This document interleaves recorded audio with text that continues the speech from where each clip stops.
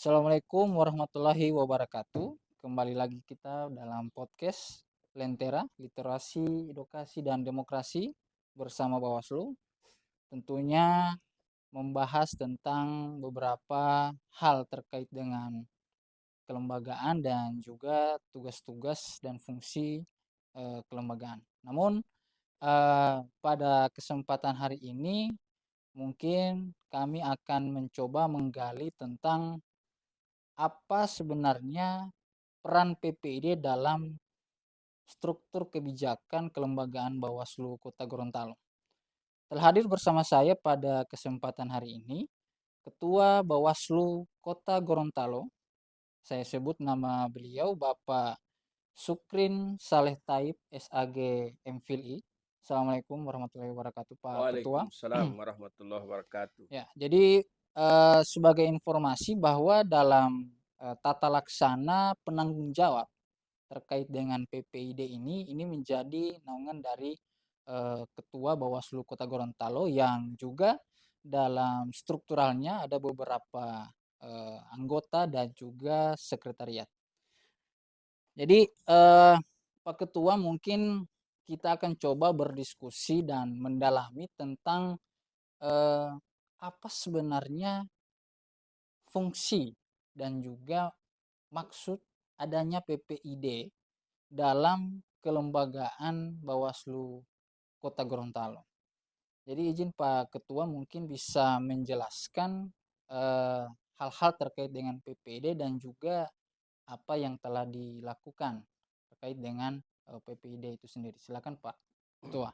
Baik, terima kasih. Assalamualaikum warahmatullahi wabarakatuh. Assalamualaikum warahmatullahi wabarakatuh. Eh, Alhamdulillah hari ini kita hadir kembali dalam acara podcast Lentera oleh Bawaslu Kota Gorontalo dan tema hari ini cukup menarik, yaitu terkait dengan PPID atau pejabat pengelola informasi dan dokumentasi.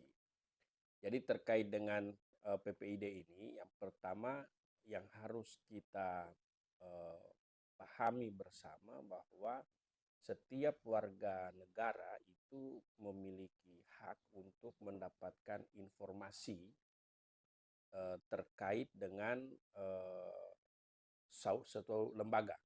Jadi semua kita itu punya hak, masyarakat, rakyat, itu memiliki hak untuk memperoleh informasi. Tetapi yang harus diperhatikan adalah karena ini lembaga pemerintah, maka tidak semua informasi itu bisa dipublikasi. Tidak semua informasi itu bisa didapatkan oleh masyarakat. Karena ada beberapa informasi dokumen yang sifatnya rahasia. Oleh karena itu negara, dalam hal ini pemerintah, melahirkan satu undang-undang yang mengatur terkait dengan keterbukaan informasi publik.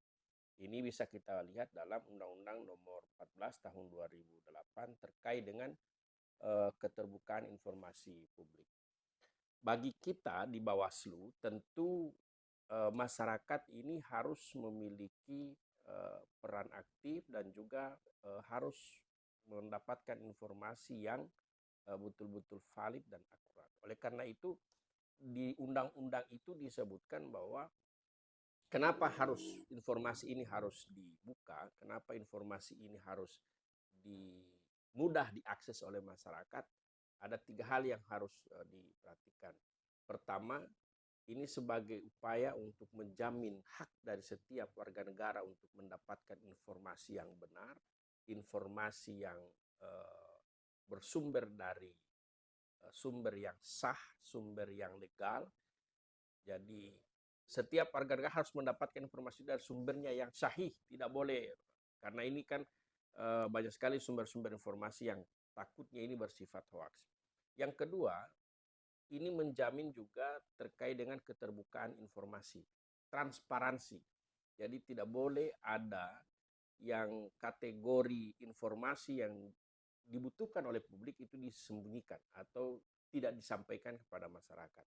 Dan yang ketiga adalah dengan keterbukaan informasi ini, maka partisipasi masyarakat ini bisa lebih baik.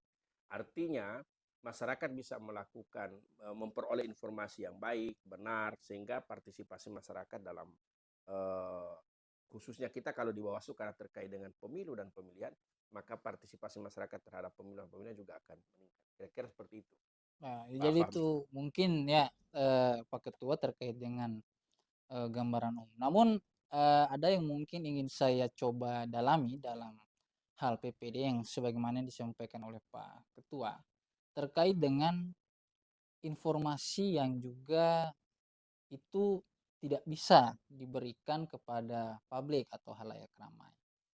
Sebenarnya Pak Ketua eh, kategori informasi dan juga eh, kenapa ada informasi yang harusnya itu dikecualikan dan contohnya mungkin Pak Ya, Ketua seperti apa informasi ke publik yang mungkin tidak bisa diberikan oleh lembaga Bawaslu itu sendiri. ya. Baik. Jadi kalau kita lihat di Undang-Undang 14 2008 itu ada 4 kategori informasi publik. Yang pertama ada informasi yang sifatnya berkala. Artinya pemberian informasi itu dilakukan secara berkala. Kemudian ada informasi yang diberikan serta-merta, informasinya serta-merta. Artinya ketika ada yang membutuhkan, itu bisa langsung diberikan. Kemudian juga ada informasi yang memang disediakan setiap saat. Artinya informasi itu dibutuhkan itu setiap saat, kapanpun masyarakat bisa mengakses itu. Kemudian dan yang terakhir adalah informasi yang dikecualikan. Nah, tadi kategori yang ditanyakan tadi kan terkait dengan informasi yang dikecualikan. Bagi kita di lembaga Bawaslu, ada informasi sebagai lembaga penyelenggara pemilu, ada informasi, ada dokumen-dokumen yang memang tidak boleh diinformasikan atau dipublikasi. Saya berikan contoh, misalnya karena ini terkait dengan undang-undang lainnya, misalnya terkait dengan pemberian informasi identitas diri. Identitas diri ini kan yang tidak dibolehkan, kategori informasi yang dikecualikan itu adalah misalnya terkait dengan NIK. Kenapa ini dikecualikan? Kenapa ini harus dirahasiakan? Karena dikhawatirkan akan disalahgunakan oleh orang-orang.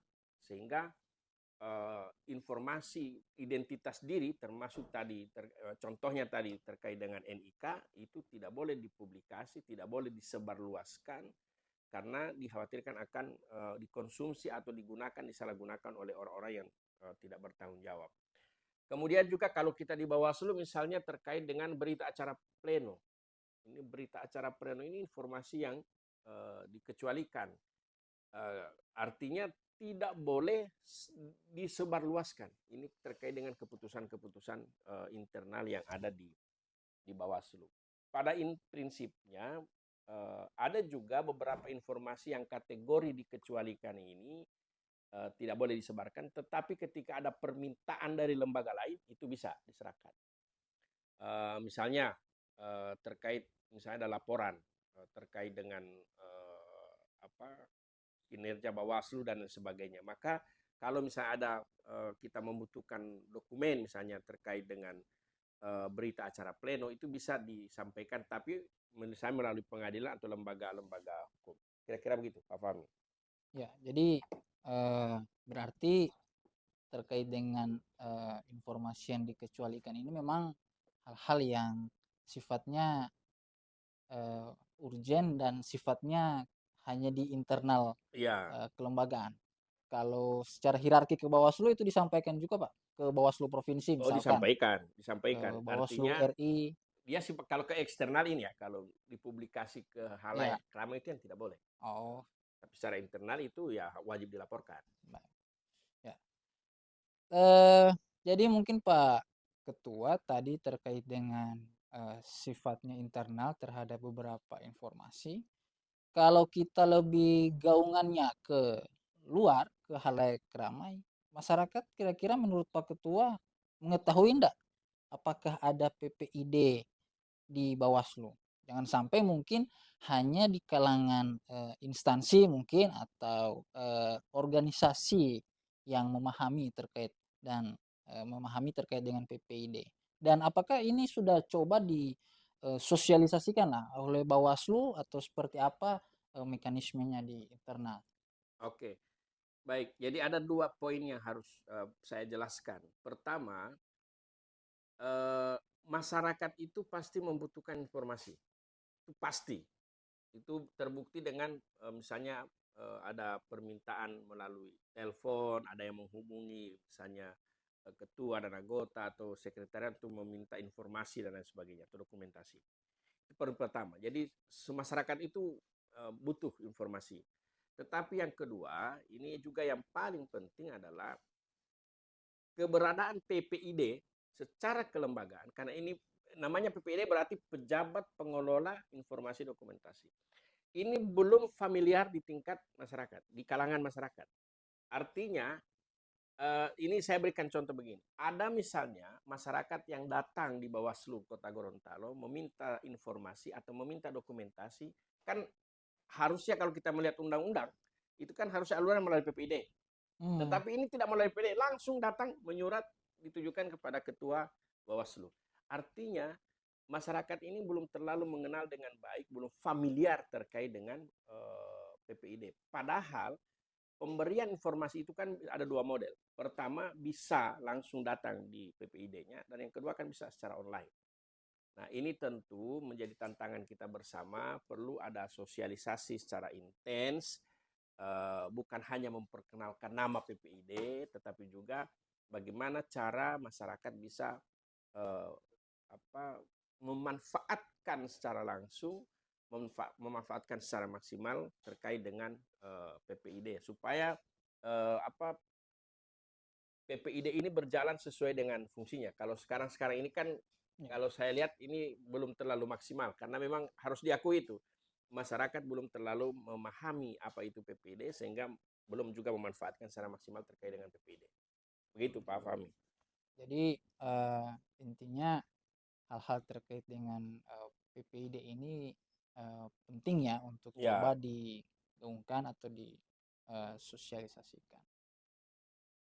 Ini terkait dengan mungkin lebih kepada inti dari PPID. Kan coba di PPID itu ada mekanisme iya. dalam permohonan informasi. Ini mungkin hanya sebagai pertanyaan saja, pertanyaan ke internalnya Pak Ketua. Ada ndak informasi ke Pak Ketua yang itu diinformasikan tapi tidak melalui PPID? Karena kan seorang mungkin anggota Bawaslu ini mungkin ketika tahapan pemilu dan pemilihan atau setelahnya ini mungkin mempunyai eh, beberapa kerabat yang nantinya Hmm. coba bermohon informasi tapi tidak mau menggunakan PPD. Kira-kira eh, hal-hal seperti itu ditemukan tidak dalam pribadinya Pak Ketua terkait Ya. dengan permohonan informasi? Iya. Jadi begini, ada permintaan masyarakat yang dilakukan secara formal, ada secara resmi, menyurat, ada juga yang by phone. Saya berikan contoh, ada saya sering memberikan informasi yang sifatnya serta merta karena saya tahu. Misalnya gini, tiba-tiba ada yang telepon eh, bertanya, Pak Ketua, saya mohon informasi terkait dengan dapil yang ada di Kota Gorontalo. Dapil berapa, ada berapa dapil, kemudian berapa kursi. Ini kan saya hafal, saya tahu jumlah dapilnya berapa, kemudian jumlah kursi per dapilnya saya tahu. Jadi karena ditanya by phone, saya jawab juga by phone. Saya jawab saat itu. Ini informasinya pemberian informasi yang serta merta. Beda dia kalau misalnya pemberian informasi itu dilakukan secara resmi tadi yang saya sampaikan. Kalau secara resmi maka jawabannya juga secara resmi. Nah, terkait dengan poin pertama yang saya jelaskan, yang pemberian informasi yang secara by phone, ini juga harus hati-hati. Kenapa? Karena jangan sampai informasi yang diminta ini adalah informasi yang dikecualikan. Tetapi karena Ya, diminta by itu yang phone, itu yang ya, dijaga Pak Ketua. informasi itu by phone, permintaan itu by phone, kita Hmm. jawab juga by phone. Nah, ini yang tidak boleh. Artinya saya juga, kalau saya sebagai ketua Bawaslu juga harus memfilter ini. Oh, kira-kira informasi ini yang ditanya boleh enggak langsung diserahkan? Boleh enggak langsung disampaikan? Kalau misalnya dia tanya, misalnya, Pak Ketua kira-kira berapa jumlah pemilih untuk yang sesuai dengan PDPB. Kalau misalnya kita tahu jumlahnya kan langsung disampaikan saja. Tidak perlu misalnya saya bilang, oh iya Pak, saya tidak bisa jawab, Nanti ke kantor nanti dulu. ke kantor dulu, minta inilah. Itu kan repot. Makanya ada klasifikasi informasi yang sifatnya serta-merta, ada yang memang tersedia setiap saat. Jadi ini juga kan memberikan kemudahan kepada masyarakat. Jangan sampai hanya bertanya berapa caleg yang ada di Kota Gorontalo, kan tidak mungkin harus kita sampaikan Ibu menyurat dulu atau Pak menyurat dulu. Ini keburu ini terlalu ribet dan terlalu bertele-tele, sehingga kalau menurut saya ada informasi yang memang sudah harus segera disampaikan. Kira-kira begitu Pak Fahmi. Begitu Pak Ketua ya. Jadi hal-hal terkait dengan informasi masuk dalam kategori apa tadi Pak Ketua? Informasi yang Serta-merta. serta-merta. Iya, jadi ada informasi yang berkala, kemudian serta-merta, kemudian ada informasi yang setiap saat dan dikecualikan. Oh, iya. 4 kategori. Ya. Sekarang mungkin kita masuk pada, kan di Undang-Undang 14 2008 ini kan dari sisi eksternalnya juga membentuk lembaga yang namanya, kalau tidak salah, Komisi Informasi Publik. Ya. Nah, ini yang ada di setiap provinsi dan provinsi juga, Provinsi Gorontalo. Kira-kira hubungan dengan Bawaslu terkait dengan hal PPID ini, apakah KIP ini sudah turun melakukan monitoring atau seperti apa hubungan komunikasi antara lembaga publik dan juga Komisi Informasi Publik itu sendiri Pak Ketua? Ya, baik. Ini juga sebagai informasi untuk kita semua, untuk teman-teman yang menonton podcast ini. Kami perlu informasikan Bawaslu Kota Gorontalo ini secara berturut-turut itu adalah lembaga publik yang menerima penghargaan sebagai lembaga yang informatif. Karena ada kategorinya itu, ada lembaga tidak informatif, ada yang menuju informatif, ada yang informatif. Kita ini kategori lembaga publik yang sudah informasi, dan itu kita terima secara berturut-turut setiap tahun dilakukan. Nah, siapa yang bertugas untuk memberikan penilaian terhadap lembaga ini informatif atau tidak informatif atau menuju informatif, itu dilakukan oleh Komisi Informasi. Nah, Komisi Informasi ini kemarin alhamdulillah kita Bawaslu kedatangan tim dari Komisi Informasi Provinsi Gorontalo untuk melakukan pra-evaluasi terhadap keberadaan kita di Bawaslu Kota Gorontalo yang terkait dengan pemberian informasi. Dan alhamdulillah kita diskusi, kita terima di ruangan ini, kita sampaikan beberapa hal, dan insya Allah kita akan siap mengikuti terkait dengan nominasi untuk lembaga publik di tahun 2026. Insya Allah ini ada penilaiannya, dan kami juga sudah sampaikan hal-hal yang sudah kita lakukan di Bawaslu Kota Gorontalo terkait dengan informasi publik. Begitu. Oh, jadi ini dilombakan ini di antar dilombakan. Jadi kabupaten kota, kemudian, dan yang menilai itu adalah Komisi Informasi Publik. Kalau kemarin, seingat saya, kalau sebelum tahun 2026 ya, ini penilaian ini dilakukan oleh Komisi Informasi Pusat. Kalau sekarang ini sudah dilakukan oleh Bawaslu Provinsi itu sudah melibatkan Komisi Informasi Provinsi untuk sama-sama menilai kabupaten kota. Nah, insya Allah ini kita bisa pertahankan terkait dengan lembaga publik yang masuk nominasi sebagai lembaga yang informatif. Kalau dari impact terhadap PPID itu sendiri, kira-kira sejauh ini kalangan mana saja yang sudah menyampaikan permohonan informasi dan disetujui? Atau mungkin ada yang dimintakan tapi tidak disetujui oleh Bawaslu? Kira-kira ada enggak Pak Ketua laporan seperti itu? Iya, kalau kita untuk yang tidak disetujui itu tidak ada, karena ini kan kategori permintaan datanya, permintaan informasinya yang bisa disampaikan. Nah, biasanya lembaga-lembaga yang membutuhkan informasi terkait dengan kalau tugas-tugas kita di Bawaslu ini kan Hmm. stakeholder yang punya hubungan, misalnya Kesbang, Ya. kemudian pihak Capil, artinya organisasi daerah atau perangkat daerah yang memang punya hubungan dengan Bawaslu, kemudian juga beberapa NGO. Pada prinsipnya bahwa ketika ada permintaan informasi, permintaan dokumen, dan itu bisa disampaikan ke publik, itu kami tidak menutup diri. Artinya tidak ada alasan bagi kami untuk tidak menyampaikan informasi tersebut. Dan selama ini juga secara resmi, seingat saya untuk tahun 2026 ini kita belum ada permintaan data terkait dari eksternal ya. Apakah itu dari LSM, dari NGO, kemudian dari pemerintah daerah, dari perangkat pemerintah daerah, itu belum ada permintaan data. Tetapi ketika ada permintaan data terkait atau informasi ini, Bawaslu insya Allah cepat merespon itu, karena ini juga kalau ada yang meminta data itu berarti dia membutuhkan data itu. Terakhir kalau tidak salah, kami hanya memberikan semacam pernyataan karena ini terkait dengan eh, penyelesaian tesis kalau kami tidak salah. Jadi data itu kami serahkan tidak melalui PPD karena sifatnya hanya sifat wawancara, tidak membutuhkan data fisik. Maka di wawancara itu kami sampaikan hal-hal yang terkait dengan kebutuhan-kebutuhannya sesuai dengan judul tesisnya.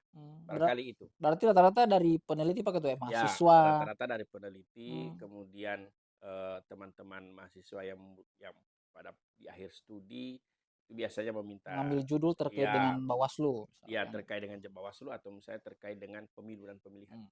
Kira begitu. Ya. Jadi mungkin itu sebagian dari hal yang sudah dilakukan oleh Bawaslu Kota Gorontalo itu sendiri terkait dengan fungsi dan juga peran yang sudah dilakukan dalam hal tata laksana PPID.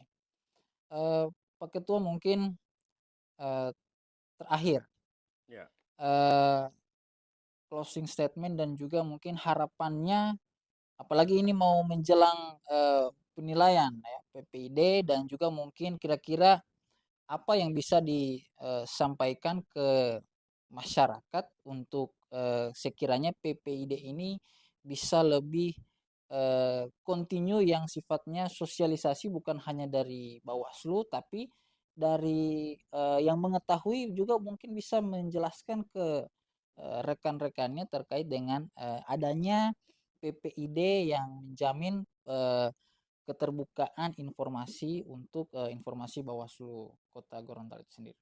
iya. Jadi gini, ini sebagai penutup, yang harus diperhatikan bahwa Bawaslu ini kan sebagai lembaga publik.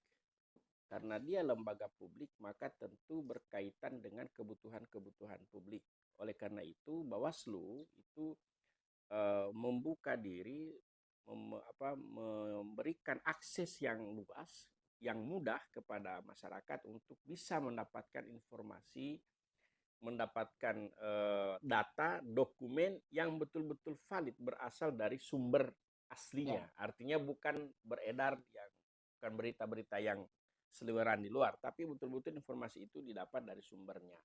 Nah, oleh karena itu bagi masyarakat yang ingin memperoleh informasi itu bisa secara resmi datang di Bawaslu, meminta data, meminta dokumen, meminta informasi.